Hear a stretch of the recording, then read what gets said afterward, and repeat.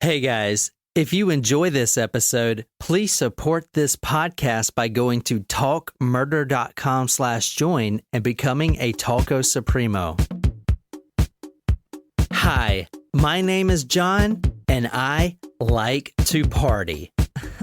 Can you imagine me in a club? Excuse me, I think someone's dad is here to pick up someone. Not quite my style, but just like any of you, I enjoy a great story, especially if that story includes a full string of Christmas lights, a bottle of the finest champagne, and of course, a quote, trailer park tranny from Austin, Texas. And yes, my friends, those Christmas lights are shining brightly. This absolutely unbelievable but totes true story is as freaking outrageous as it is fabulous. So grab yourself a pink raspberry Cosmo, lace up your platforms, and enjoy the ride.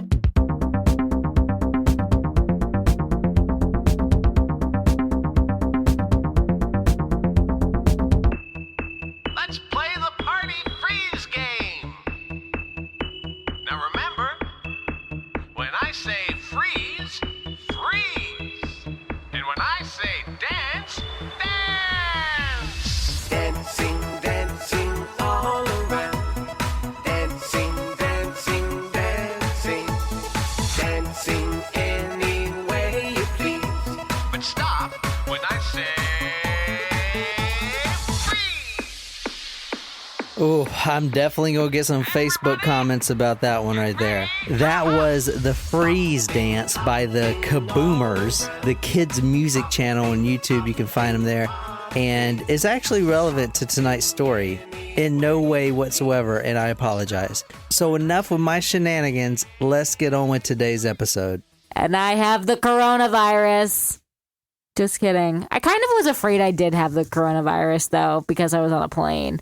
Yeah. I was like, what if I sat next to somebody who traveled, who has it, you know? Travel to China? But don't worry. It's everywhere. It's not the coronavirus. It's just the flu. Just the regular flu. Yeah, but which that the flu is fucking deadly. killing people. Yeah, you have strain A. Yeah. We're glad to have you back, Nicole. Thanks. So what are you guys drinking tonight while I'm drinking my ginger ale and feeling like I'm going to die? Yes. So the hint that John gave us was Andy Warhol. And I associated that with the pop art movement. And so we're drinking Midori sours because like they're bright green, which kind of reminded me of the pop art movement. They look like Mountain Dew. No, I don't want to taste that. No, I was going to say you can taste it. And then I remembered that you had the flu. Yeah. Not just like you have the flu. Haha. No, like you actually have the flu. I legitimately have the flu. So, I mean, no, please taste it. I could stand to lose a few pounds. I'm telling you. I haven't lost anything, unfortunately. Although maybe after today I have. My voice sounds terrible. All right, Nicole, Miss Coronavirus. Yes. Where are we going? Who are we killing? I believe... And don't say Andy Warhol, even though he was murdered. Was he? I thought he killed himself. No, he actually died of... And I want to do this story eventually. He died of gallbladder surgery. But Really? it was inflicted like 9 years earlier from someone that shot him in the stomach. Damn it, that was going to be my guess, was the story about the lady who shot Andy Warhol. I think the episode takes place in New York in, I'm going to say 1994, and I believe that this is like an art heist story. Ooh. And Like the Pink Panther? someone... Yes, someone gets shot when they're trying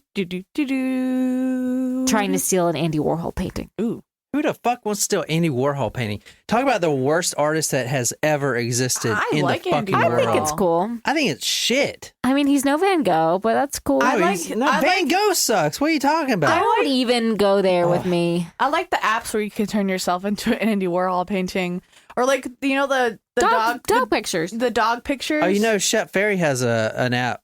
Does he really? Yeah, really? It's a augmented reality app where you can walk through his gallery. Mm-hmm. Oh, that's cool. Okay, so I'm going to go with my gut. I'm going to say Los Angeles in the 70s, and I think the story may not actually be about Andy Warhol being shot, but I think it does have to do with the woman who shot him and her association with a cult. Oh.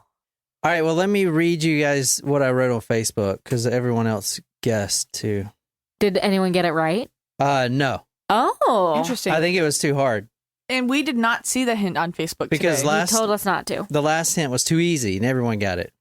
So I put, hey guys, we're recording tonight for tomorrow's new episode, and I was wondering if anyone can guess this story.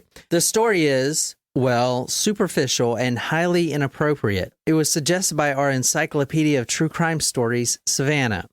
So I won't drag this hint out or make it too fabulous. I'll simply sum up the killer with a quote from a famous artist. Quote, don't pay any attention to what they write about you. Just measure it in inches. End quote. That's from Andy Warhol. So no one got it right. So no one gets the surprise shot tonight. Sorry, guys. I'm dedicating this surprise shot to the Gillises who we ran into at the World Beers Festival, some of our tacos that we saw at the Columbia show. So thanks, guys, for coming out, and loved hanging out with you on Saturday. Surprise shots! Surprise shots! We don't know what they are because they're a surprise.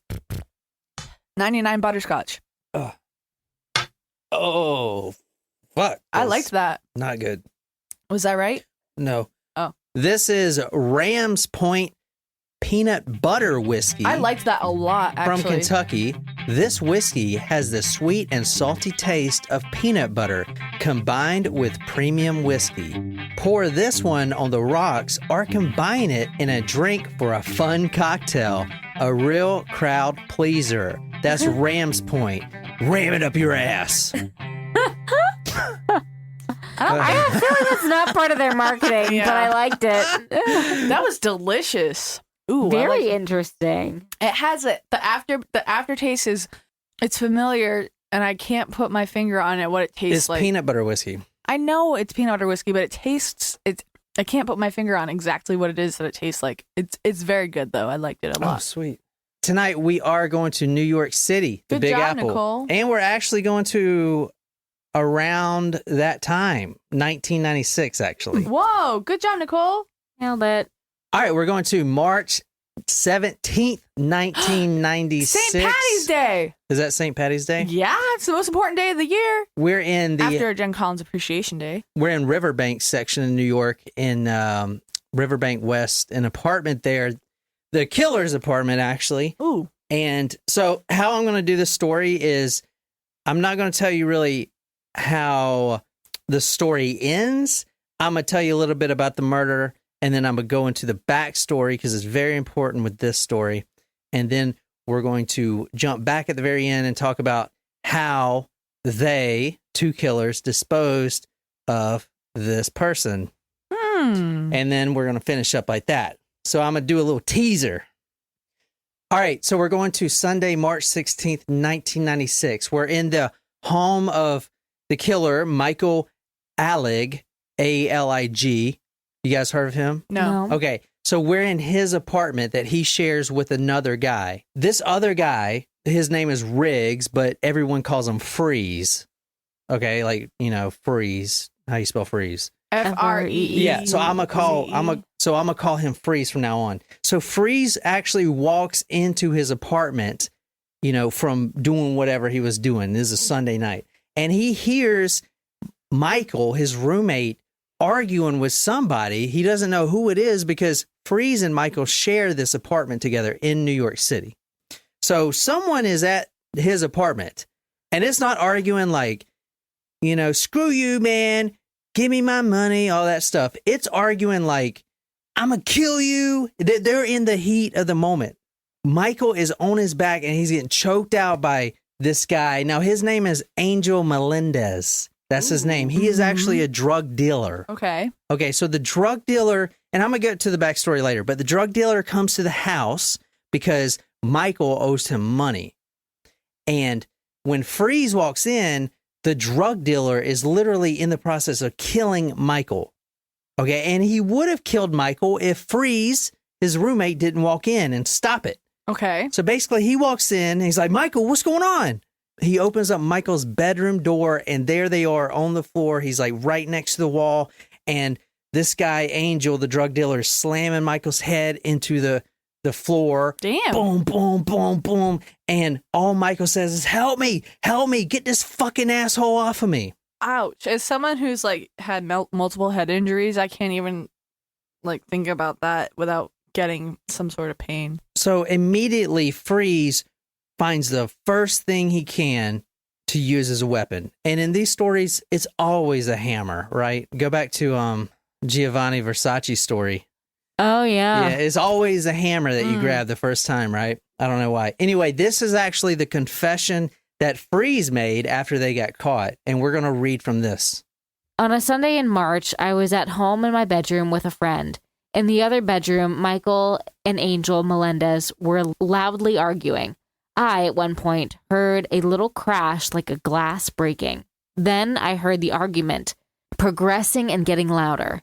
I opened the door to the room and started towards the other bedroom, for I stopped just outside the bedroom door, at which point Michael was yelling, "Help me! Get him off me!" Angel briefly turned and said, "Stay out." Then he grabbed Michael either by the shoulder or around the neck and started shaking him violently and banging him against the wall.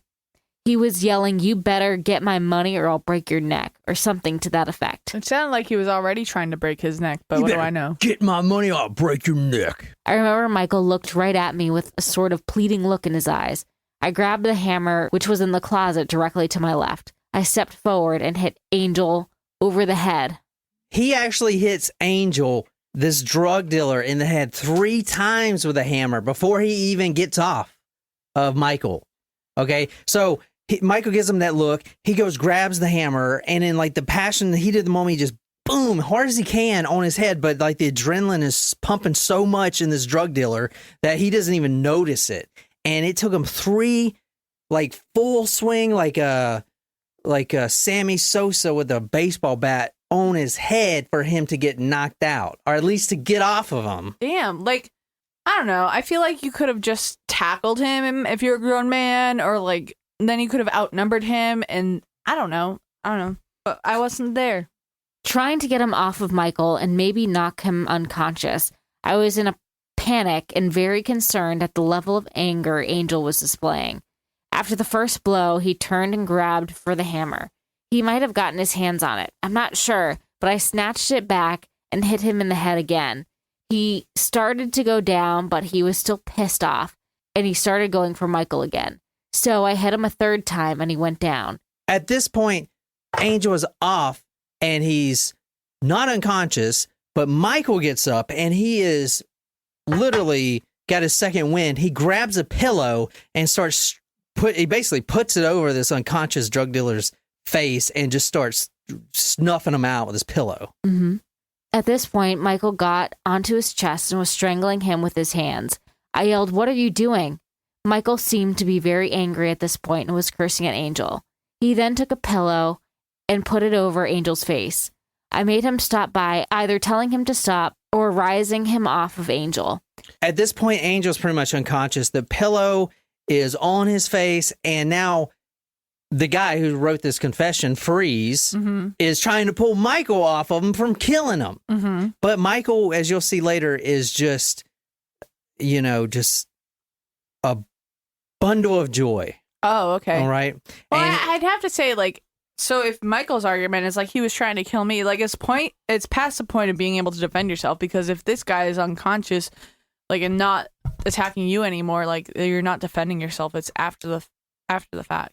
He does get off. He was like, all right, whatever. And he storms off into the kitchen, and he opens the cabinet, under the sink, and he grabs a bottle, and then he comes back. So his confession then goes on. I then walked into the living room and possibly to the bedroom. When I returned, Michael was beside the body again. Now, this guy, this drug dealer, is still alive. He was only hit in the head with a hammer 3 times.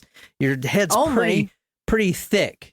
You're not going to die. Well, most people aren't going to die. Depending on what kind of hammer it was. If it was like a regular hammer, maybe not. But if it was a sledgehammer, like...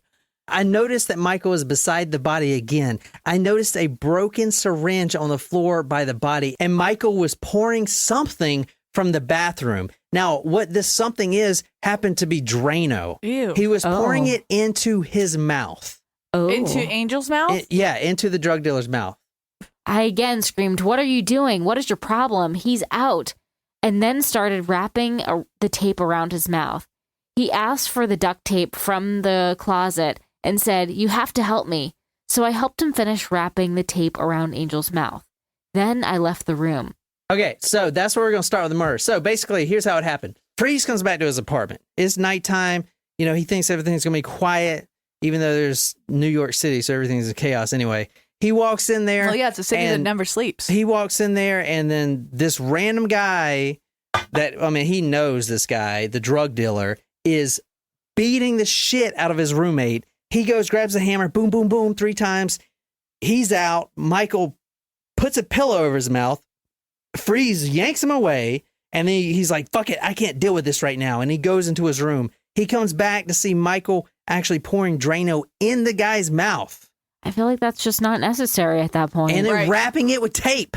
So it's like, you can't spit it out. But this guy is literally unconscious. Okay, let's talk about Michael, shall we? This is what Michael looks like. And this is from Geraldo, my favorite talk show host. Oh, Geraldo. He's got the best mustache. He lives in Marion, Massachusetts, Nicole. Oh. Or is from there. Indiana. Now, what do your old friends in Indiana do you expect? That's Michael. What are they thinking watching you right now? Oh, he looks like Love your haircut. I mean, it's just sensational. Well, low maintenance. I see that. It's great. I don't know. Club I guess kid. they're jealous because I'm having a lot of fun and they're not. I'm making a lot of money, having a lot of fun, and they're not. I get the orange ears and the pink nose, but why the lipstick? I'm not wearing any lipstick.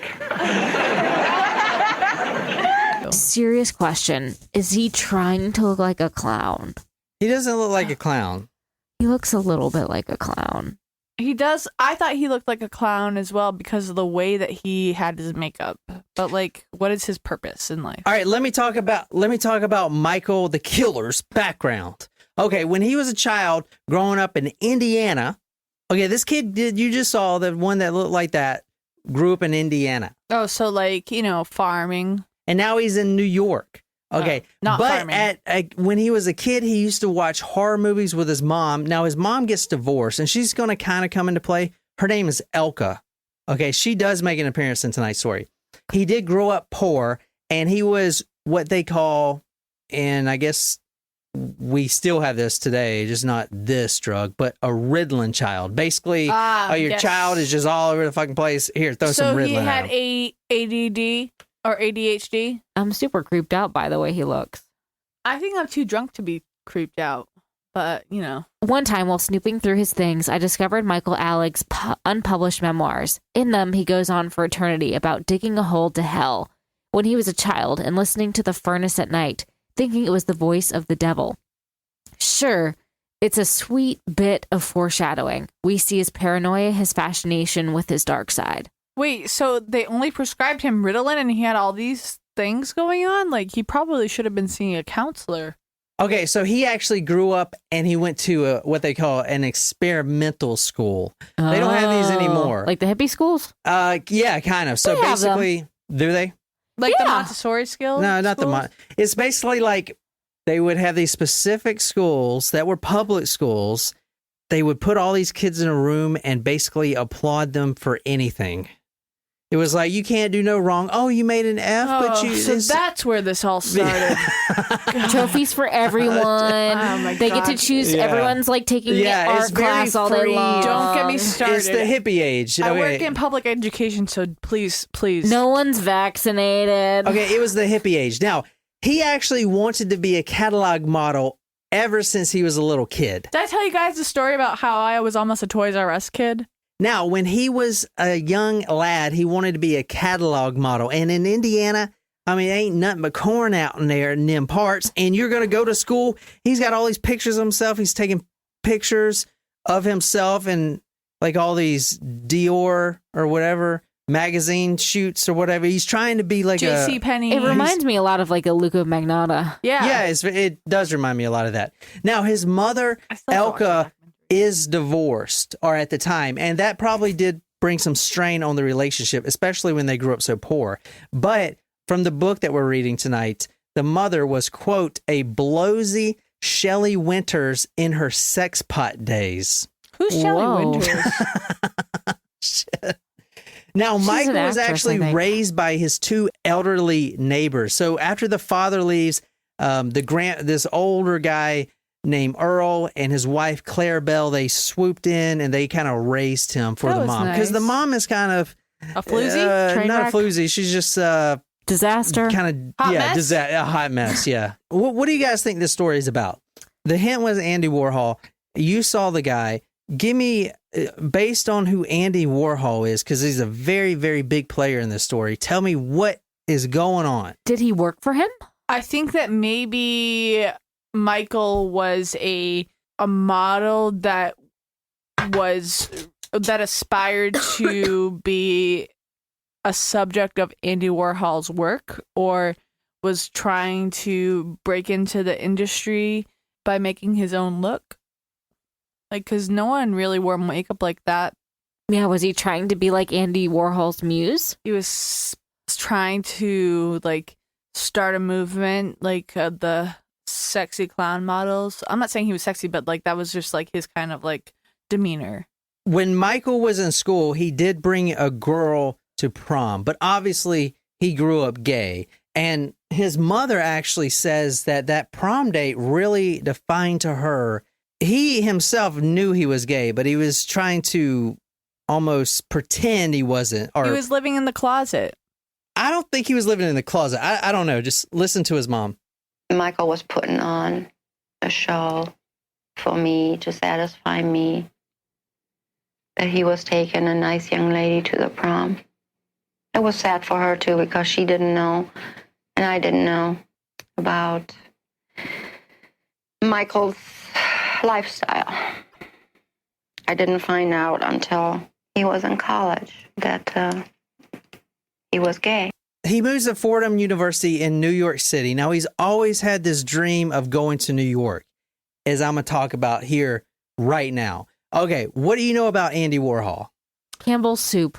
Campbell's Soup, He was the which is also that documentary we watched about Mr. Brainwash. Oh, I want to see that. That sounds good. You remember Yeah, the guy? yeah. Who what wanted was that to- guy that Banksy. does Banksy? It was Oh, the yeah. Banksy documentary. You'd probably recognize his paintings because he would paint the pictures and then he'd have them in different like shades. Yeah, different shades and colors. It was a kind of like a movement. Okay, so a little bit about Andy Warhol from what I know. I He think wore he's sunglasses. He was blonde. actually no, he didn't have any hair at all. He's bald. He was bald. He just wore wigs, Oh. and he would wear different wigs every day. Did he have trichotillomania? Okay, so Andy Warhol, he was actually from a small town too, but his parents were Czechoslovakian immigrants. Both of his parents were. He invented the pop art. A thing about Andy Warhol is he also had the dream of New York City. He wanted to be with the celebrities. Okay, that was what his art was about. It was all about the self, and not like in a good way. I mean, it was about Conceited? it was about vanity. Okay, that's what it was about. It was about, I'm just so hot and so better than everyone. That was the movement. And I'm probably not explaining it right.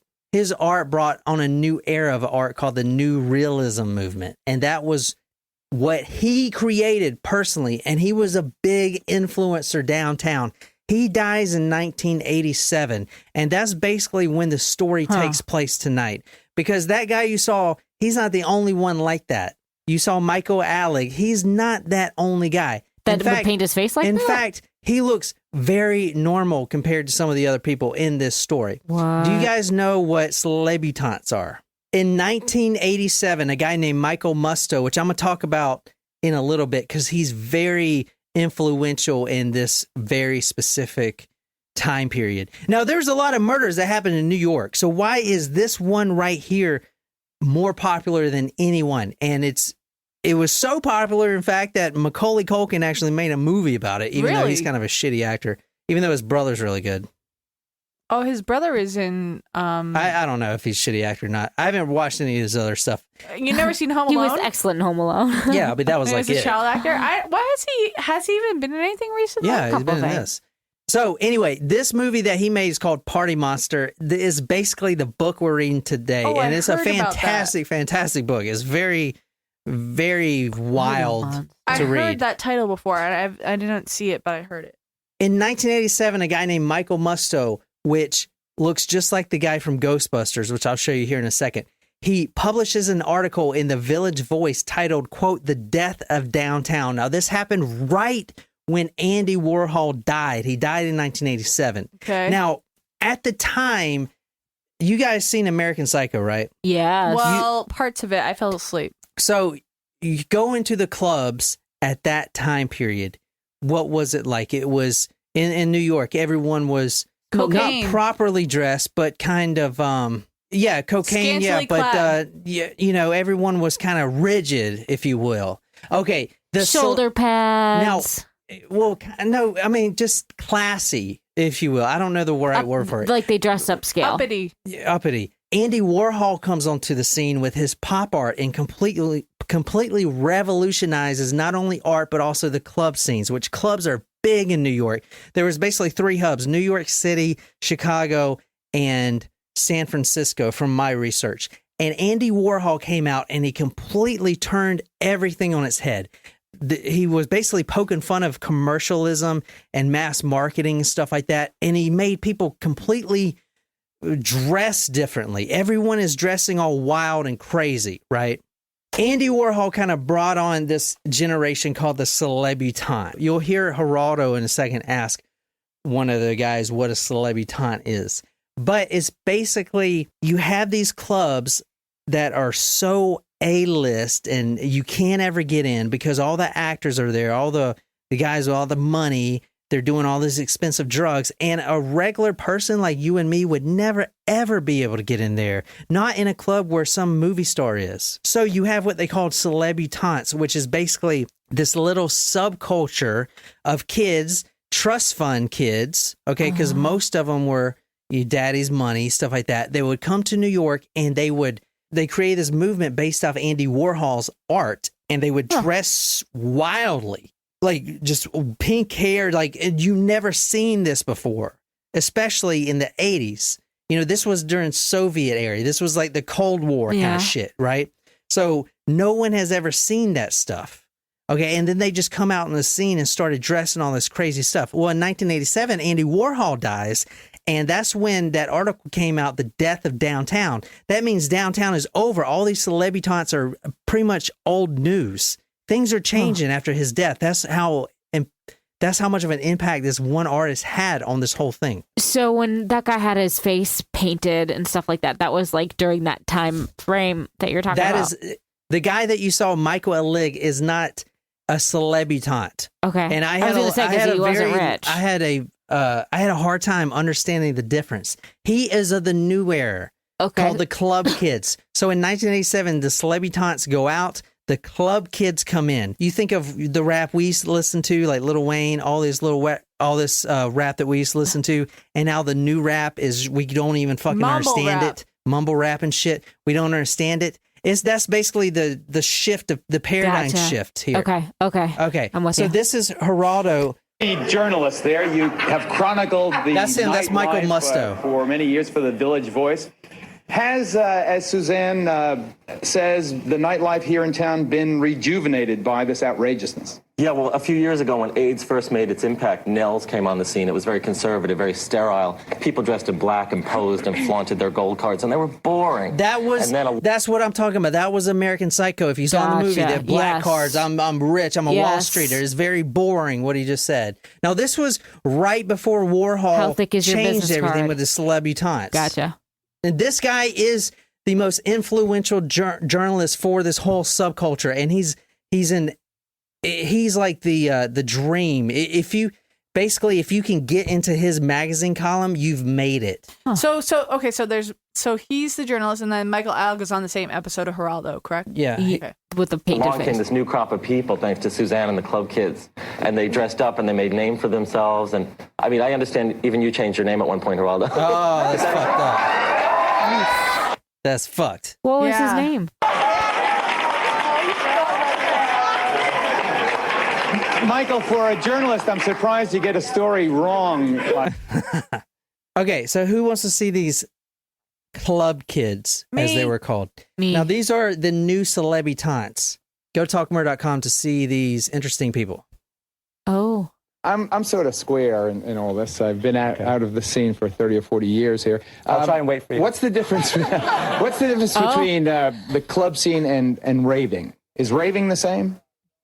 Oh, God. Well, it all originated in the UK as far as like a decade ago. But What is raving? raving, it's just like, it's just another definition for partying and having fun until dawn or until the next day.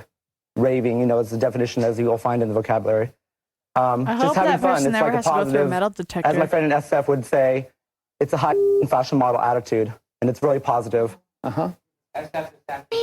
Oh, what is it, Michael? Thank you, Michael. SF. So how are... That's Michael Alig. This is a different So interview. he's been on Geraldo a couple of times. Yeah, he's been on like 4 times. Now, He had this a is hickey his on dress. neck? No, so in this dress right here, Michael is pulling off the crackhead, homeless man that has beat up. You see, he's got bruises on his neck. These are Yeah. painted on bruises. These aren't real. I mean, that bruise on his neck looks more like a hickey than a bruise. I'm just so confused why this is like a Thing? thing, but How is being a professional club kid? I mean, you really are. I mean, What? you How are you a stage professional parties club and kid? You get events paid now. for You're that? very well known. People hire you to bring kids to their private Beauty is in parties. the eye of the person who signs a paycheck. Absolutely right there. That's that's exactly how I Give you an feel. idea of their collective senses of you. Okay, so these are the club kids. Wait, so are they're paid to go to the clubs to do act like this? Yes, actually they are, which is fucking crazy. How do I get a Not job? not Yeah. all of them are paid. It's hard to. Is it kind of like being a shot girl today? No. Oh. That's like being a promoter. Now we're reading the book called Party Monster by James St. James. He was a friend of Michael Alig's, and this is Party Monster is actually the movie that was created based on the story with Macaulay Culkin. I'll have to watch that.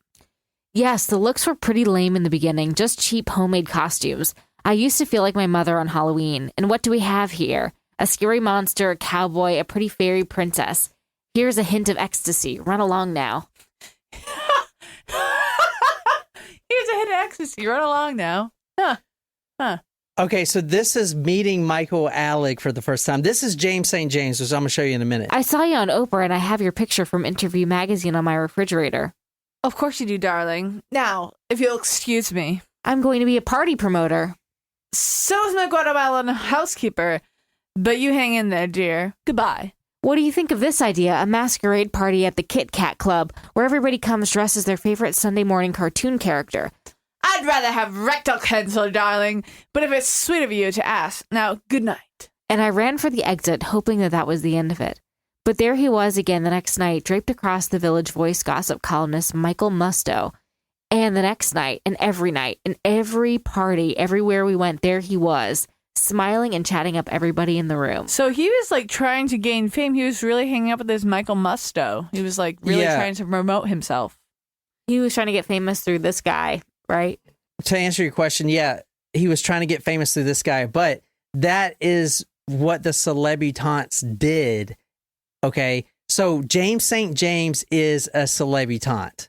Michael Alig is a new club kid. So this is basically how the celebutantes, which is basically the same, they would basically be these kids that are trying to get in with the it crowd. Right. There, I said that's perfect. The it crowd in the clubs. So there was basically an A, B, C, and a D category. I was reading in this one article.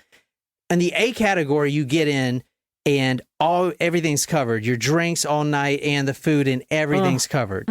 I wish. B category, only like your drinks are paid and you still got to pay other things, right? Okay. That's not that Okay. bad. And then C, you can still get in because you're pretty, but you have to pay for everything that you want, drinks, Right. stuff like that. And D, you're just disqualified. You don't even get in. Even though you might be pretty enough, you just don't get in. That That's would be the me. category with these clubs. They're very strict in that time period. Everyone wants to be there. It's the it thing to do. Why though? And it turned at one point, if you remember American Psycho, I know that's like the only movie I can reference, but if you saw that, everyone's in there uppity, here's my black card, I got all this money, I'm a Wall Streeter. That changed, okay? And now, because if you follow the money, the club owners who are the one making the money, they saw this change come on, and now the it crowd are these Club people kids. you see on Geraldo, these guys that dress crazy. So now if you want to be in that ABC category, you got to be one of those people. Because so there was these Weird. club kids were actually, most of them not even from New York. They would come for 6 months and just dress all this crazy shit and hopefully get on Gerardo or Oprah for 6 months. And just to live the life for 6 months, it's just like an experience, Well, you know. It's like going to the Burning Man or something. Here's my thoughts. The psychology behind that is probably that these people caused a spectacle, and then that brings more patrons to your club. Like, whoa, what's going on at that club? I want to go see. And then they go in and they pay their money and they pay for the drinks and they pay for the food just to see what it's all about. And then it becomes a whole cultural movement. That's just my thoughts. I don't really know because I wasn't like there at the time, but that's just my thoughts on that. Okay, this is the Celebritantes club system. Like I said, they're not actors. They're not, you know, they don't own the club. They don't own restaurants. So they got to do something to get in the club. So they basically dress this way. And this James St. James, who wrote this book, is basically the one that kind of brought all these kids together. Now, he terms the 1, 2, 3 of social acceptance, which is actually very interesting. First, spend at least 6 hours getting ready. Study yourself in the mirror at home. 6 hours. Oh my God, you would That's murder half a me. day.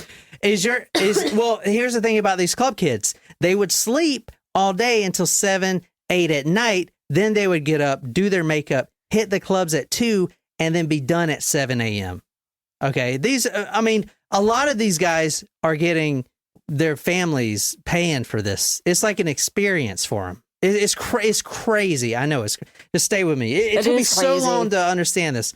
Anyway, Yeah, no, you've lost me because I'm trying to be in bed by 8 p.m. Go on. study yourself in the mirror at home. Is your hairdo media friendly? Remember, you must be eye-catching but simple. Okay, step 2. Enter the room in a clatter of commotion. Now, this actually does work. This is some psychology behind this. There's this whole group of people called pickup artists that do this very same shit. Okay. So you walk into a club and, you know, instead of just walking to a club and just being you know, just normal level. Like Because everyone usually looks at the door and see who's coming in and out. Right. Who's coming in and out. So Yeah. if you walk in, you know, and you just told a joke to your buddy, you know, and you're just like, you know, you automatically gain this rapport with people in the room. This is a Right. real thing. Yeah. Like Yeah. people actually do this. So that's step 2. And now enter the room in a clatter of commotion. Circle the room once together, saying hello to every person. Okay, even if you don't know them, especially if you don't know them. Yeah. You pretend that you do. Okay, Right. Now take 20 to 25 minutes talking to everyone. Then you separate from your partner. And then he goes the other way and retraces your steps. Now you keep going, talking to everyone, but now you're saying, hey, have you seen my partner? You know, my friend, where did he go? Because it's giving you something else to talk about. Then you guys meet up back, and then you do another circle around the room. And you Together? say, hey, we found each other, yada, yada, yada. You're always Wow. doing the room. That's And kind you- of brilliant. It is Yeah. brilliant. And you only spend an hour and a half, no more there. Then you leave. Because if you spend too longer there, then you're not important. Right. These guys had it down to a science. These are the guys up here, the celebritantes. They would go in and they would just light up the room. Now, you asked, how are these guys getting paid? A lot of them were. A lot of these club owners were paying these guys to do this. In fact, Michael Alig, a lot of club owners in Chicago actually flew him down to Chicago. What? From New York? Yes, to be there and to bring some of his freaks, if you want to call them, or whatever they were, into the club just for the appearance sake. So yes, he was getting paid. Plus, he was a promoter. Yeah, it's crazy. It's That very is crazy. I feel like clubs won't do that. I mean, I get that they would do like that whole They A-lister will thing. if the culture changes to that, because clubs in Chicago now they're looking at New York and like, fuck, why can't we do that? Look how They're much fun they're behind, having, all yeah. the costumes and shit they're wearing. So you don't think that shit's gonna change? Fuck yeah, it will. And when you first mentioned the 3 hubs as New York, Chicago, and San Francisco, I was thinking to myself, well, why aren't you mentioning LA? Why aren't you mentioning Boston? I was like, because those places don't really give a fuck about the other places they're doing. They do their own completely different thing. He says, finally, regroup and scream with transcendental bliss at the thrill of finding one and other again. Now, lock arms and work the whole room again, telling all your newfound friends, quote, not to worry, we found each other at long last. Wow. I mean, honestly, Yeah. the whole walking into a party laughing is a brilliant idea. It really though. is. No, it Like, is. shit. The guy that wrote this book, James St. James, he claims that he only accepted Michael because he was in love with his boyfriend, which his name was DJ Kiyoki. Ah. That's scandalous. Wait, is his name DJ or was he a DJ? He was a really bad DJ. Okay. Little Kiyoki was just adorable back then. Cute as a bug. I was immediately smitten. I remember all we were. The entire club stopped cold the first night Michael brought out his hot little Spanish boy toy.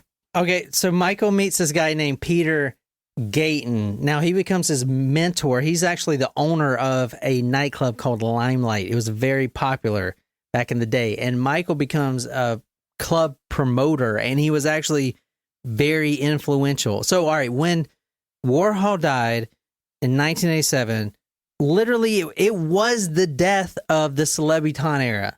Literally after he died and that article came out, it went to shit. There weren't filling up the clubs anymore. Huh. Okay. So someone has to fill that void. So You know? it was the club kids. It was the club kids. Gotcha. Like some scientists said, I can't remember who it is, maybe Newton or something, nature abhors a vacuum. Uh-huh. So just like the club, if there's a vacuum, there's got to be something to fill it. Ooh. And Because that someone's got is- to go to the clubs. Someone's got to go to the clubs. It's really hard to explain because when I first started reading this, I thought that Michael Alig was a celebutant, but it's not. He is the club kid. He's Michael Alig. The reason he's so well known, and Macaulay Culkin made a movie out of him, because he started this club kid thing. But you can't just do the same thing that they were doing, the celebutants, Right. dressing all different. He started crazy. his own thing. You got to start your own thing, and you got to push the boundaries, and that's what he did. And he became a very, very successful club promoter, and he was making a lot of money. Wow. I mean, and he was getting flown everywhere and doing this, and he was appearing on Geraldo and all this other stuff. Must be nice. Okay, so It's like the former D-listers became the A-listers Right. because Yeah. they were just so unique. his Right. big break was an event he called Disco 2000 on a Wednesday Wow. night. Every Wednesday night, he would pack Limelight with 2,200 people. What? They would be waiting out the doors and everything. It was insane. They had a 6-foot 2,200. chicken. Here's the commercial that he put on. I mean, that's like the size of that performing arts center. Yeah.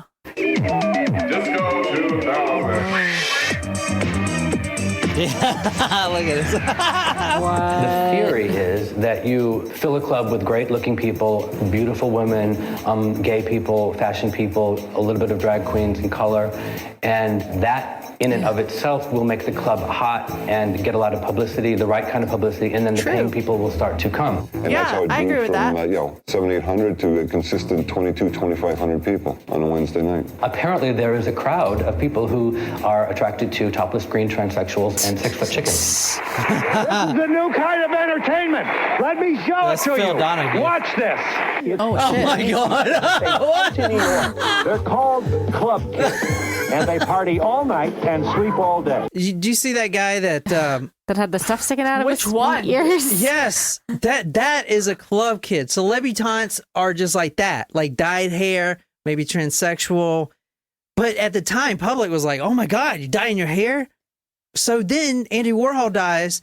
That movement ends, and then you have this whole other fucking monster that this one guy, Michael Alig, created. He created it himself.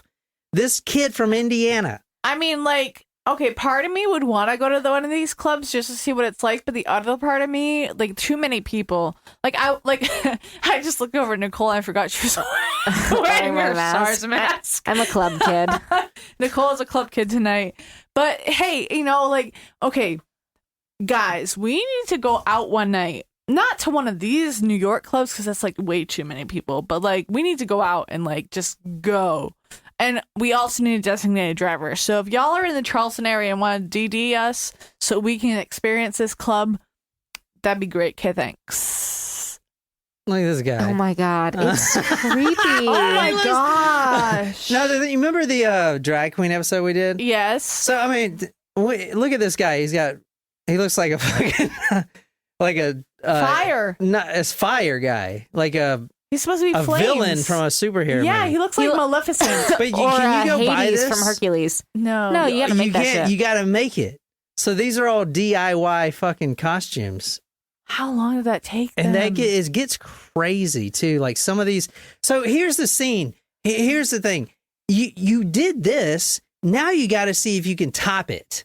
So here's Michael. How are you going to top that? Well, and I'm tell you why. But you know what? I have to pause you because it's not just here on Geraldo and all this. Like, people do this stuff today, like on The Price is Right. Like, they will dress crazy in Yeah, but order not to like get this. noticed. I mean, that's like the Chiquita Banana Woman right there. The problem with this movement is it is a fad because people don't still do this, obviously. Oh, I mean, to a lesser extent. it's not like, you know what I'm saying? People have seen it. And that was Michael Alig's problem. He was making a lot of money, yes. But here's the problem. Every week, he has to up the ante even more and more and more and more and more. Okay, let me tell you about some of the ideas that he did. Okay. Now, go to talkmore.com if you want to see this video. You've probably seen something like this before. It's basically a transsexual doing a champagne enema on stage. What? That's so excessive. On stage? Somebody did shit. So many things wrong with that statement. Her Like, name... First, enema. Second, oh my God. champagne. That's Wait. so expensive. Number Wait. 3, on stage, like people. Jen, turn around, read her name. Ida Slapper. Oh, no, that... Ida slapped her. Yeah. Ida slapped Okay, her. no. Another thing about these new club kids that the celebrities didn't have is their names. My favorite name that I've seen is Jenny Talia. Yeah. Anyway, this is her doing the champagne enema. Oh no. We have to watch this. What the fuck? Look at it come out of her butt. She squirts it out. Look. Ew. Look at it. Look at it. You see it squirting out? You see it squirting? See that? Ew. You see it squirting out? Was that Michael? No, that was Ida Slapper. Yeah, I know, my but like, was he in character? Oh No, my no, God. that It was- was just someone else being fucking crazy. Michael is Can't a you do club. an enema with something that doesn't cost like $50 a bottle back Michael then? is the club promoter, so every Wednesday he had to basically bring something new to the table. That's the conundrum. You can't do the same thing because people have seen it. Right. Here you go. The performance that will forever resonate in my head, the one I still can't believe, can't stop talking about, can't stop thinking about, just dreaming about, screaming about, was a gal named Ida Slapter. Just your average, typical trailer park tranny from Austin, Texas. Nice enough. Chatting with her at the bar, you probably didn't give her your full attention. Seen one Southern drag queen, seen them all, huh? It's those seemingly normal exteriors, the beehive hairdo, the pennyroyal house dress, the stubble beneath the pancake, that hid truly deranged minds. Watch out for the average. They're usually hiding something big. On Christmas Eve, on stage. I'm sorry. If I wasn't as drunk as I am, I probably wouldn't have laughed at that, but like, you know. Does that make sense now when that first quote you read, it was like Michael came out with a blue penis? Not quite. That quote was more disturbing than that. That was entertaining. I tried to keep you guys like off of the real story behind these crazy guys. You know? Wild and crazy guys. Like Steve Martin and Martin Short on Saturday Night Live. On Christmas Eve, on stage, Ida stripped naked and pulled a full string of lit Christmas bulbs at one time out of her ass. No! She made her way slowly across the stage, pop and twinkle, until you couldn't help but be swept in the pure joy and awe-inspiring grandeur of the season. Wait, what was the pop? Did she fart them out? Like, well, was it popping out of her butthole. Oh, gross. Twinkle. A 24-foot string of lights coming out of Ida's butt Get those up really there. reminded you of the saw true her. meaning of Christmas. That was her. Did she swallow them and she was digesting them? No, Like, she honest stuck to them up God. her butt. Not- Oh no! not only that. Those don't belong Not- up there. her. Not only She's that. lucky she didn't die. Yeah. Okay, not only that. They were plugged in and she stuck them No, up they there? weren't plugged in. All right, that's what I was about to get to. In the book, he says that guy, James St. James, watched her for 2 hours. She had someone else put not only, 24 feet of Christmas lights up her booty hole, but also 24 feet. Isn't that the length of your also colon? the first thing she put up there was the battery adapter. Because the lights were on, like you said. She pulled them out glowing, baby. They were twinkling. Twinkle, little star. Out of my butthole, Holy here they shit. are. I'm sorry, but why does your butthole wide enough to put a battery adapter up there? Like, I want to know, but I don't at the same How do time. you even get that up there? Yeah, 24 feet. Wait, John, I'm so sorry. I'm so sorry to interrupt you, but can you please Google the length of an average person's colon? Like, how do you get does she even 24 fit it up feet there? of butthole? I mean, granted, like, the wires you can compress, but the bulbs, you can't. And she's lucky one of them didn't break up her butt. An hour before her performance, Ida lay spread eagle on the ground, and she had a helping hand. And how? Slowly, carefully, millimeter by millimeter, insert a battery pack into her upper intestine. And if that isn't a true showbiz trooper, well, I'll eat my Ann Miller wig. And they call Gary Collins the hardest working man in show business. I'm just, like, amazed. And not in a good way. A battery pack. Because, double A's are, like, at least, like, an inch and a half long. So you gotta get a battery pack is probably at least 2 inches by 3 inches. That's like an average battery pack. Why does that go up your butthole? All right, so as It's women, against the law of nature. okay, so as women, obviously we like birth humans, and like the human head is huge and also a body, but like your butthole should not be able to accommodate that. Nope. Like if it was able to accommodate that, then constipation wouldn't be a thing. You know what I True. mean? Okay, so you guys understand this whole movement I never even knew about, the Club Kids. It was a thing for only a few years, but it really happened. And there were kids all over the U.S. aspiring to come here, even if it was only for 6 months. Kids like To young just adults or do kids it. like children? I mean, they were... No, I think he means like of drinking age. Okay, young 21, adults. Okay, 22. But no, not only that, because Michael himself had brought that 14-year-old boy home and a 16-year-old at one point. There were kids doing this. All right, so how can you do this? I mean, there's got to be something involved. Okay, do you guys know what it is? Drugs. Drugs. A lot of fucking drugs. Okay, first, they were doing a cocktail of these ingredients. Rofinol, Xanax, and ketamine. Ooh, now, ketamine is special K because I saw this a lot. What is a K-hole? They're all talking about K-hole. You do the special K, this ketamine, and then you go into what they call a K-hole. That's It's like where this you fucking... like don't fucking know what the fuck is going on, right? Yeah, but it's something that I've seen so many times, this K-hole. This is James St. James. This is the guy that wrote the book. He's talking about what a K-hole is, because, I mean, they all did it. The first couple times I ever did it, and I was like, this is awful. Why on earth would I want to, feel like I'm underwater, That's him doing ketamine. Once you get past the K-hole, you can go into, like, K-land, which is what I call it. And that's where, like, all of a sudden you're Queen Victoria, traipsing around Buckingham Palace, and you don't really know where you are, you don't really know who you are or what's going on, but it doesn't matter. Everything sort of makes sense, even though nothing makes sense. That sounds terrible. And it's a gorgeous feeling, and that's what we've all been searching for, all the club kids, is to, have our own little world.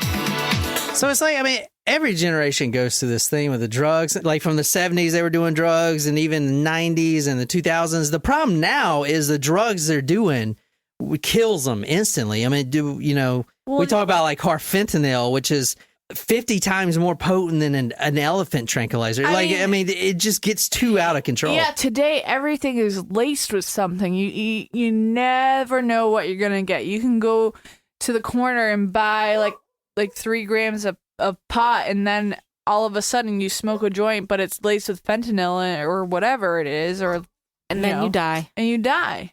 Okay, speaking of this is Michael Alig's website. Oh, and I tried to website? get, yeah. Like, wait. Spoiler alert, he's out of prison. Oh. Yeah, he's out. But anyway, this is his website. I try to pull information on it, but as you'll see, it's pretty much impossible to get any information off this thing. Look at the That's trippy as fuck. Yeah, like you What try the to fuck? You can't even read that. Whoa. It's like, what the fuck, dude? He's like trying to drug you with his website. Like you're sober and you're like trying to read it and you can't. I mean, I'm not don't think sober. I I'm can- It drunk, hurts but my like at the fucking same time, eyes. what the I can't even read this shit. It's hard to explain, but it bends your thoughts into a non-linear, looping sort of format. It pretzels your thoughts into meobus strips. You can see everything inside and out and curling all around itself. Oh my God, I love pretzels. Close your eyes and it's a whole new world. There's a whole lot of unfolding. Everything just slides away, like many curtains opening at once. And your muscles hallucinate. They feel lifted upward quickly, so your stomach drops.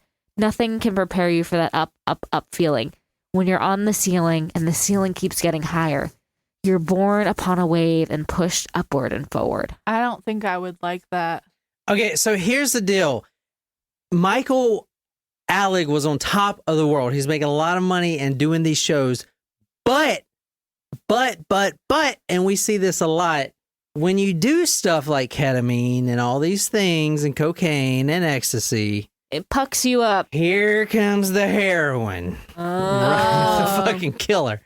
The heroin. It's always the heroin. And Michael started getting addicted to both heroin and crack cocaine. Now, he was making a lot of money, and he started spending it all, and he started going broke because he ain't the entrepreneur that he was. Now he's just a fucking addict. So wait a minute. So like ketamine is a gateway drug now too? I wouldn't say it's a gateway drug, but all right, you're at this club and you just got a pill of something. You don't even know what the fuck it is. Molly. And then you're high as shit, and then someone's like, hey, here's some heroin. It's like brand new. You want to try it? It's like all the shit. Hell yeah. I mean, you just literally, as I was reading this book, snorted a 12 line off some dude's hard penis, like in the book. Okay. So why not do a few hits of heroin? You know what I'm saying? I mean, I guess I can see that. Yeah, like if you're on a totally different. You can see that? If you're on a totally different planet, then you wouldn't really know what the fuck you were agreeing to, right? So it's like in this glory hole. Okay, anyway. That's different. That's something totally different. Here's the story. This was a fad. This club kids, the celebritants, after Andy Warhol died, there was a fad. And he was cashing in and making a shit ton of money on a fad, kind of like what we're doing with podcasting. And then eventually that fad dies, and then you start to get addicted to heroin, kind of like. Well, I hope we don't end up getting addicted to heroin. Like every I really don't want that to happen. So. What do you think is going to happen, Jen? Hopefully not that. That is inevitable. Hopefully I will like promote myself within my career that I have aside from podcasting. No, it goes for you. Podcasting is a gateway drug. At least. Help! Someone help! When I returned to my senses and came back to New York, I found that Disco 2000 was still hot and Michael was still on top, but the scene had changed. It was darker and druggier than I remembered. Heroin had made its comeback, and Special K, Rohypnol, and GHB everywhere. Coke and ecstasy were considered passé dinosaur food. Now it was all about being super sloppy and out of control. The looks to me were for damaged and plague-ridden, sores and bruises, ripped and ragged outfits. Ew. I guess. Like you saw, like you saw in the last one, the last Geraldo, when he looked like a beat up homeless crack addict. Yeah. That's what he's talking about. Now, this guy had left and he went to Miami for like a break from this whole life, this author. And he comes back and now it's this whole different thing. And so instead of looking like someone that was already on crack, you looked like someone that was on crack but also beat up and homeless. And here's how I think of it. So, I'm a guitar player, right? And, that software I have, I play songs from the 50s to 2000, what are we in, 20? Yeah. Literally songs up to today. So you can see from going from Motley Crue and Poison, we're doing all these cool ecstasy drugs and all this stuff. Yeah, but then to go into Nirvana, heroin, grunge, Alice in Chains. That's the heroin age. That's the darker kind of like, You know what I'm saying? Dirty. You can see it in music Well, they so call well. it grunge for a reason. It's like dirty and like music is very music in my opinion is based the pop music is based on society, like where we're at in society, and the ones that really stand out. So that's why Nirvana, they didn't start the grunge era. That we were already in it as a society, with the heroin and everything. They just were the first to make music with it. You know what I'm saying? And that's what it is. Like we went to a whole nother, as a society, this depressing kind of heroin and just deep and dark kind of shit, and we did, and you could see that in society, and that's what he's talking about. Speaking from experience, there are people who have too much space between their ears and, given the time, do nothing but free fall forever inside their heads. It's a spooky thing to be left alone inside an angry inner verse. Drugs redirect the fall, they cushion it, they give you a parachute, or maybe just a flashlight and scuba gear. You don't know how you look at the inside of your head, what metaphor you choose, but for those of us with endless yawning stretches of interior and nothing but nothing to stop us from getting lost in it, drugs can be wonderfully helpful.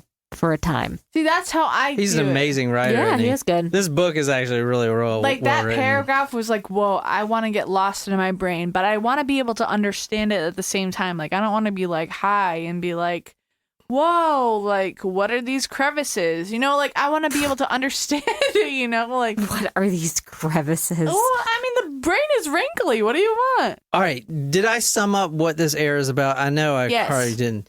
But like the whole club kids and everything. Yes. This is what the era was. I think it was very important to go into that. And it was because of Andy Warhol and all his geniusness. I think he sucked. So did this guy... I think all of that fucking art sucks.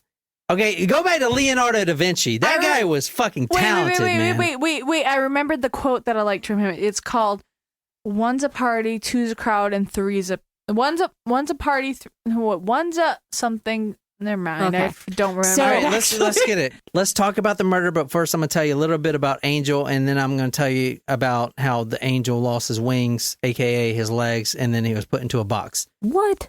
He strutted around the clubs like he was God's own cousin, sporting a ridiculous pair of wings. Yes, wings. Dingy old white wings that were always knocking off my wig or spilling my drink. Oh, he was such a nightmare. How rude. You can't bump you can't bump into people. This is Angel right here, actually. Oh, he is Latino. Oh, look at his shoes. Those look like Lady Gaga shoes. Oh, look at those wings. He That's really him, was yeah. wearing wings. Oh my gosh. Look at these fucking ridiculous wings. That's Michael Alig. Yeah, he looks like he's been beat up. Okay, so Michael kills that Angel guy. Yeah, but like, did they meet on this show? How did they meet at the club? Okay, yeah. So Angel was actually a drug dealer. Now, what I didn't go into is Freeze. Remember, Freeze was Michael's roommate. When you okay, can I be honest? When you said Freeze, it was his name.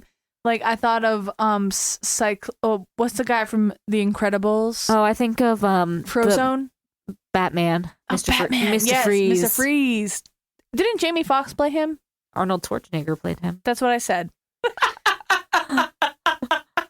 All right. So Freeze was actually a drug dealer at one point. Oh, but then what happened? So Angel is impeding on his territory, aka his roommate. Kind of.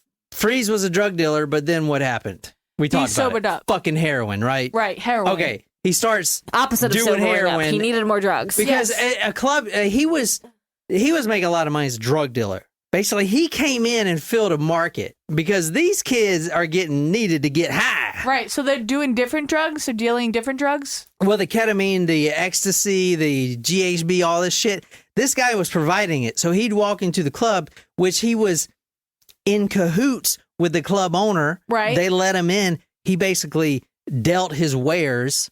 So to everyone, and he was getting a lot of money. So but more people would try to get into the club so that they could buy the drugs. So that's why he was in cahoots with the club owner. No, but club owners getting kickback with all the drugs. Anyway, that's what I said. And so he basically became a drug dealer to sell drugs to these club kids. Right. But Freeze started getting on crack and heroin, and to be a club kid, as you read earlier, you have to spend 6 hours a day on your makeup and your costume and all this shit. if you're addicted to heroin, you don't even want to do all that shit. No, that's going to take That's the only way you can get into the club. Well, that's going to take at least 3 hours of your time is shooting up if heroin you're fucking and then strung getting out high. on heroin, you don't do your makeup, you can't get into the club. So this angel guy with these wings, okay, he steps in. Now he's the new drug dealer. Okay, so now you can kind of see. Yeah. And Angel was kind of like the he reminds me of the Giovanni Versace killer, Andrew Cunanan. Yeah. Where no one really liked him. Okay. But they kind of used him. Yeah, for his drugs. And that's kind of what Angel was. No one really liked him. Everyone made fun of him, but they used him. And Michael, as a manipulator, because Angel looked up to Michael. I mean, because Michael Alig, he's like the king of club kids. He's started it. Right. I mean, he literally started the He's movement. going from club to club, like promoting. Exactly. Yeah. But now Michael is strung out on fucking heroin, and he decides to steal like thousands of dollars from this drug dealer, this shit. angel guy, right? That's a good life decision. Yeah. There is a fight, an argument. Each one contends in turn that he is owed money. Michael, of course, has been robbing Angel blind for months, stealing his drugs, sipping into his profit margin. Everybody knows it. Angel knows it. But because Michael is his idol, he has chosen not to say anything. Until now. Okay, now here's what you have called a shift of power. Okay, Michael has been stealing from this guy who looks up to Michael because he's the creator of the club kids. But now you have this shift of power where this guy named Angel, the drug dealer, is you know what? I don't think you're that fucking cool anymore. He starts to get too big for his own britches. Yeah, it's almost like a barometer. Like if I'm Angel and I view Michael as like a mentor, it's like, okay, cool. Like he's getting his drugs from me. Like I'm going to start to benefit from being associated with him. And then he keeps dipping into my drugs. And it's like, wait a minute, I'm not getting paid for this shit. And then like he keeps dipping and it's like the barometer keeps rising. And all of a sudden it's just going to be like this blow up. And it's like, you know what? F you, man. Like you're not doing any of this shit. You're not promoting me. You're just promoting your clubs and you're stealing from me. But where's my benefit? And I'm starting to get PO'd. I can understand that. Actually, I think I was getting drugs from Angel, to be quite honest. And I remember Angel wasn't around and Michael had access to all of his drugs, and then there was just this really strange air there. And walked in and Michael had a new couch, two new chairs to go with the couch, like an old antique couch with, gold with lions on it with velvet, with red velvet, and a brand new television, one that I got later. And I said, oh my God, where did you get all this stuff? I was like, shut up. Where'd you get all this stuff? Remember, Michael's broke now. Right. He was making a lot of money, but now he's on heroin. So where's he getting all this shit? Well, he stole it from Angel as a drug dealer. He stole all of his drugs and sold them. Now you see a motive for the murder. Right. All right. So now let's backtrack to when we first started. When Freeze walks in there, the ex-drug dealer sees Angel, which now you guys know the story. You can kind of see where we're picking back up. He's choking the shit out of Michael. Yeah. And then Freeze grabs the hammer. Okay. And here, you can read this. The dead man made a reluctant corpse. He seizes, he seizures, he tries to make it to the door. He looks to Michael for help. Even utters those words. He is confused, hurt. Does he know that it is about to end? Can he think clearly? Can he comprehend the enormity of what is about to happen?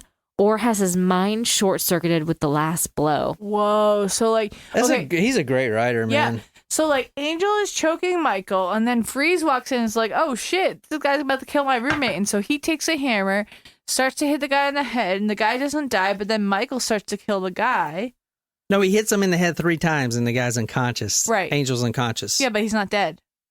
He's not dead, no. And then Michael grabs a pillow, and then Freeze pulls him off, and then Freeze goes to his room, like, fuck this, I ain't dealing with this shit. Right. And then he comes back, and Michael's pouring Drano in his mouth. Correct. And then duct tapes it. Got it. Angel is over. Angel is no more. If he lives, he will most likely be brain damaged or vegetable. He may be paralyzed, comatose. Something is very wrong. Will somebody please pick the brains off the floor? Ew. Something awful, something irreparable has happened to him. Oh my goodness. Now he is still alive, and he's crawling towards the floor. Blood is everywhere. Torrents of blood spilled into the hallway.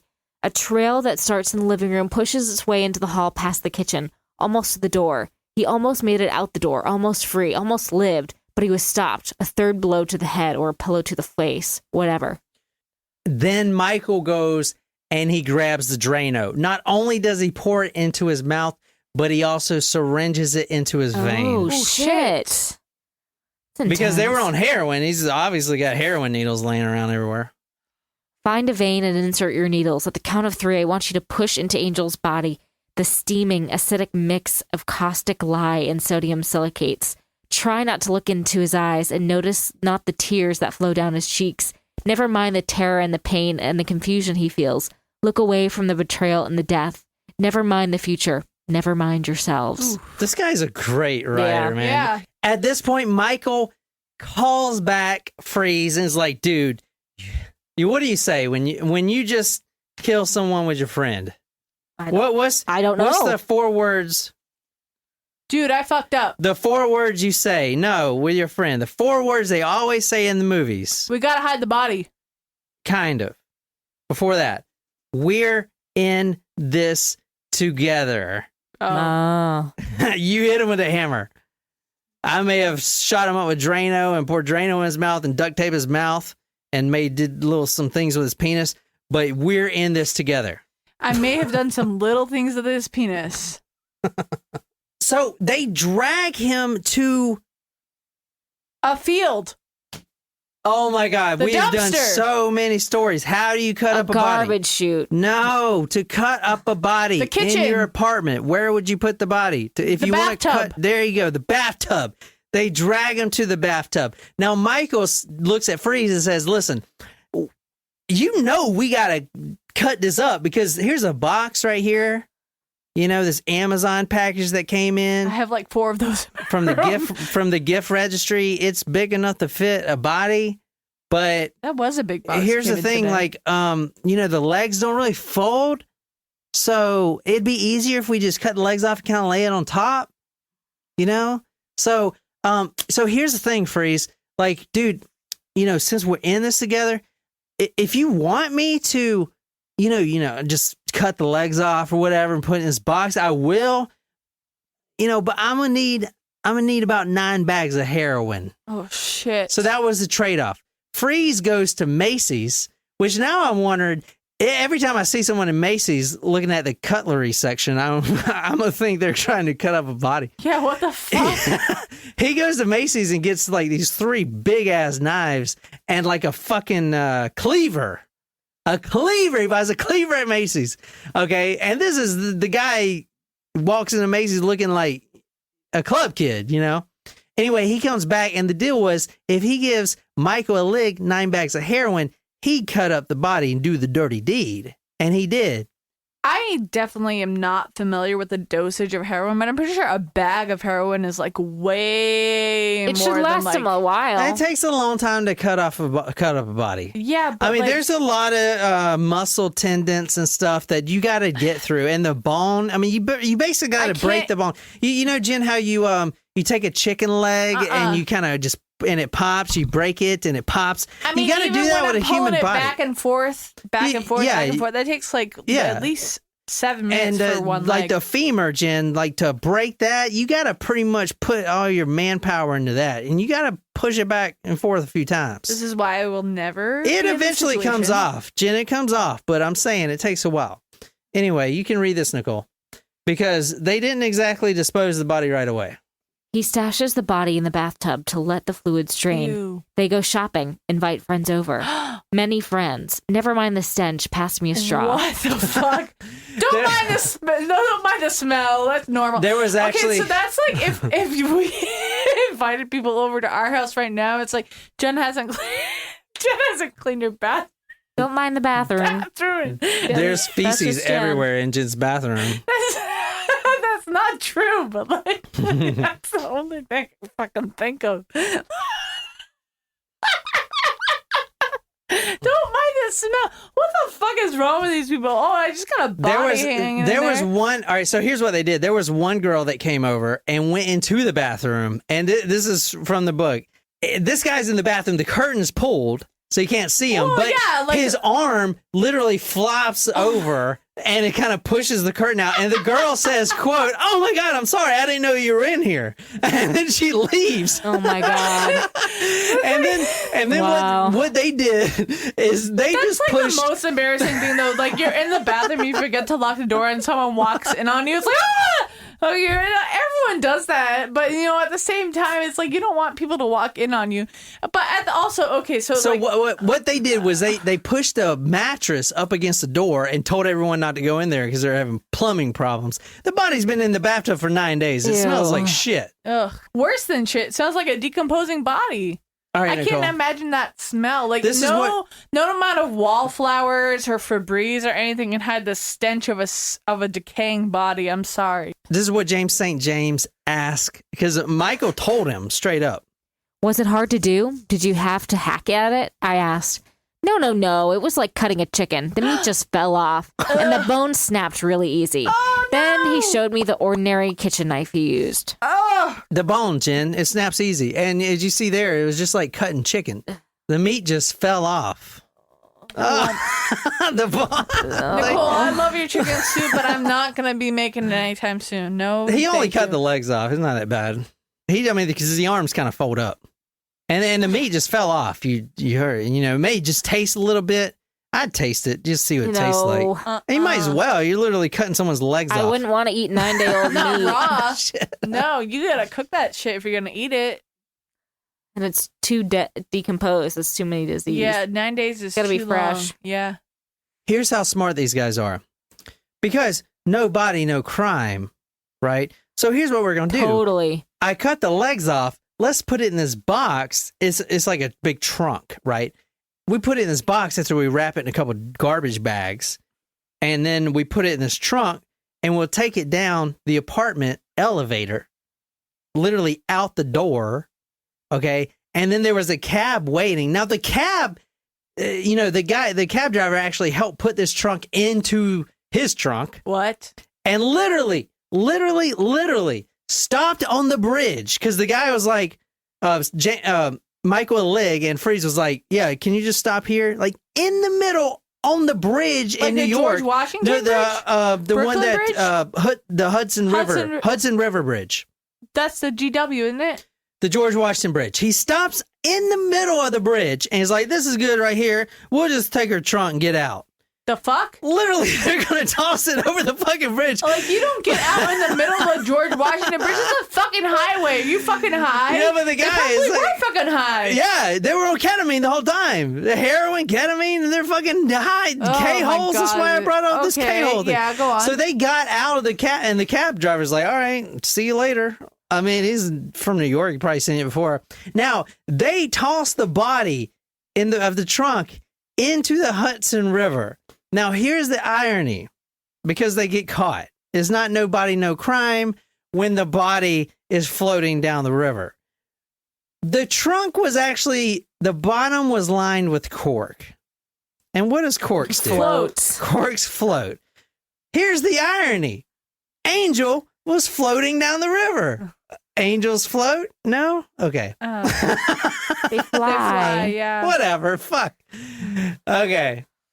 And that's how that story ended. Now, he actually was about to leave. He was going to go to Germany. Yeah. Because the talk of the town is like, where's Angel? He's a drug dealer of everyone. Everyone wants their drugs. He ain't here. He was last with Michael. Maybe Michael killed him. All these rumors started flying. Michael was going to flee to Germany, and he had his whole thing planned out. But you know what? Just like I said to Andy Warhol, the vanity, he kind of liked it. He liked the attention. He liked the rumors. And if he would have just left, he would have been fine. But he stayed, and he was arrested. Okay, and because the police knew right away. Like, oh it was pretty yeah, easy. and well, they wouldn't have got charged, but you're reading from Freeze's. He basically confessed within like 2 hours. Like it was, About 5 to 7 days later, Michael and I decided we had to do something about this terrible mess. It was decided that I would go to get knives or something to help dispose of the boy. I went to Macy's and bought 3 large knives, 2 chef knives, and 1 cleaver. When I got back, Michael told me for that I gave him 10 bags of heroin. He would take care of this part. So I did, and he went into the bathroom alone and cut off both Angel's legs. Then we put each leg into plastic bags and then a duffel bag and separately carried them one at a time to the river and threw them in. Michael put the remainder of the body into a large plastic garbage bag. I got another bag and put it over the first one. After the second bag, I think I taped it closed. We then put the whole bundle into a large box. The smell was so unbearable that I had to put baking soda to absorb, hopefully, some of the odor. Yeah, so that's it. So he's out of prison. So what was he sentenced to? Well, he got, so he did, within hours, Freeze confessed to the murder, as you just read. Michael pleaded guilty to manslaughter and was charged 10 to 20 years. He is out of prison right now. He did try to make a comeback, and it didn't happen. I mean, the fad is over. Now, I do want to say what I didn't bring up because we didn't have time. He did call his mother right after he killed Angel. I was just jerked out of my sleep. How you are, your heart starts pounding, and I heard Michael's voice, but yet it wasn't Michael's voice. He was absolutely making no sense. By that I mean he was not just talking, he was blubbering, and he kept saying, murdered. I committed a murder. And it was Angel, and we didn't know what to do, and little tiny pieces, and have to get rid of it. Mom, what do I do? What do I do? You know, that was it. I couldn't put it together. What? Yeah, so he called his mom. I'm so confused by her statement. Like, well, he also invited his mom before this happened to New York, and she did a bunch of ecstasy with him. I didn't get into that, but yeah. So that's basically the story. What do you guys think? well, you probably should have called the police or something. I think it's weird the mom did nothing with that. Yeah, right? Oh, the mom. It was his voice, but it wasn't his voice, so she obviously didn't know if it was him or not. So, I mean, the mom's and she's probably like, oh, this is my son in a K-hole. You know, I've been in K-holes. Maybe. And A-holes. Which means assholes, Jen. Does it? I didn't know. All right, Savannah, thank you so much for this recommendation. If you enjoyed this episode, be sure to hit that subscribe button on whatever podcasting app you use. If you like this story, you can follow us on social media, Facebook, Twitter, Instagram. If you're absolutely obsessed with this podcast and want to become our celebutant, go to talkmurder.com/join. Become a Talkos Primo. Get a badass t-shirt, sticker, swag, a lot of love. Shout it out all over the place. Tell me what story you want me to do. I'll research it, dedicate it to you on the Talk Murder to Me podcast. My name is John, here with Jen and Nicole. And until next time. Good night, club kids.